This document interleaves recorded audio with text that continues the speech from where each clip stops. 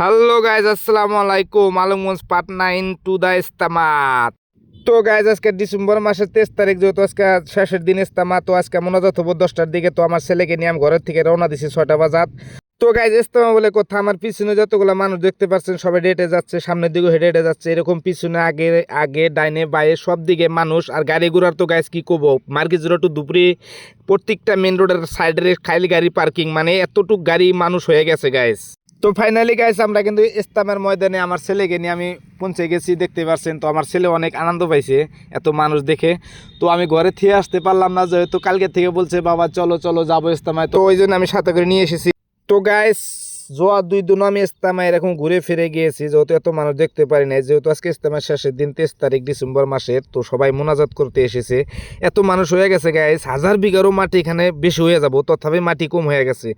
প্যান্ডেল থাকা সত্ত্বেও 300 বিঘা মাটিতে প্যান্ডেল বানাইছে। তো প্যান্ডেল থাকা সত্ত্বেও প্যান্ডেল আশপাশে এরকম মানুষ সারাটা দিন সারাটা রাত এখানে কাটাইছে, এই জন্য বললাম আর কি গাইস। তো গাইস, আমার ছেলে কথা আর কি বলবো, আমার ছেলেকে নিয়ে ইস্তামা নিয়ে এসে আমার এতটুকু মনের ভিতরে আনন্দ লাগতেছে, যেহেতু আমি ভাষায় প্রকাশ করতে পারবো না। আমার ছেলে হেঁটে হেঁটে এতটুকু আনন্দ পাইছে, আমি নিজেও জানি না আমার ছেলে এতটুকু আনন্দ পাবো।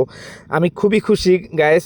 তো আমার ছেলে বললো বাবা আমি অল্প হাঁটাহাঁটি করবো, তো হাঁটাহাঁটি করার জন্য ছেড়ে দিয়েছি ময়দানে, দেখতে পাচ্ছেন। তো এরকম করে হাঁটাহাঁটি করছে আমার ছেলে। তো লাস্ট টাইমে ভাবলাম কারো হাতের বা পাওয়ার সাথে লেগে আমার ছেলে আঘাত লাগতে পারবে। তো লাস্ট টাইমে আমার ছেলেকে আমি কোলে উঠে নিব গাইস, যেহেতু এত মানুষ ভিড়ের মধ্যে ছাড়া দেওয়া উচিত না, তো আপনারা ছাড়বেন না। তো গাইস, আমার ছেলে বললো কিছু খাবো, তো খাওয়ার জন্য নিয়ে গেলাম। তো এখানে এসে দেখি গরম গরম বুট সেদ্ধ করেছে, তো এখান থেকে 50 টাকা নিয়ে নিলাম, দেখতে অনেক সুস্বাদু। তো গাইস, খাইতেও কিন্তু অনেকটা সুস্বাদু বুটগুলা। তো আমরা দুই বাবাটা মিলে খেয়ে নিলাম। তো গাইস, আমার ভিডিও যদি ভালো লাগে অবশ্যই লাইক কমেন্ট শেয়ার করবেন। কথার মধ্যে ভুল হলে অবশ্যই ক্ষমা দুটি চোখে দেখবেন। ছেলেকে বললাম আর কিছু তুমি খাবা, তো মানে ফার্স্টের দিকে আসার সময় জেলাপি দেখেছিল, বলছে জেলাপি খাবো। তো সকাল দিকে আমি খিলাই নাই, তো অবশেষে খুঁজতে খুঁজতে বাই বাই হোটেল পেয়ে গেলাম। এখানে এসে জিলাপি নিলাম 50 টাকা। দুই বাবাটা মিলে অনেক মজা করে এখানে খেয়ে নিলাম। খাওয়া শেষে আমার ছেলে বললো বাবা আমি বেলুন কিনবো, এখান থেকে বেলুন দেখতে পেয়েছে। এই যে বেলুন দেখতে পাচ্ছেন গাইজ, যে বেলুন আমরা মার্কেটে 20 টাকা করে কিনতে পাওয়া যায়, এখানে 50 টাকা করে নিয়েছে, যেহেতু ইস্তামা বলে কথা। ফাইনালি কিন্তু গাইজ, আমার ছেলেকে আমি কান দিয়ে উঠায়া এরকম করে ফিল্ডের ময়দানে মানুষের ভিড়ে জামের মাঝখানে দিয়ে ফাঁকা ফাঁকা জায়গা দেখে আমি ঘরবেলা যাওয়া স্টার্ট করে দিয়েছি। এই জন্য যাওয়া স্টার্ট করে দিয়েছি, এই মানুষগুলো যে দেখতে পারছেন বসে বসে কে অপেক্ষা করে আছে, কারণ মোনাজাতের জন্য, যেহেতু 10টাতে মোনাজাত। তো 8:30 বেজে গিয়েছে, তো 1.5 ঘন্টা আমার আধা ঘন্টা ভিড়ের থেকে বাড়াইতে লাগবো, আর 1 ঘন্টা তো আমার হাতে টাইম রাখতে লাগবো, যেহেতু মোনাজাত বলে কথা। তো আমার ছেলেকে আমি কান্দে উঠে এনে এরকম করে ঘরে যাওয়া স্টার্ট করে দিছি গায়েস।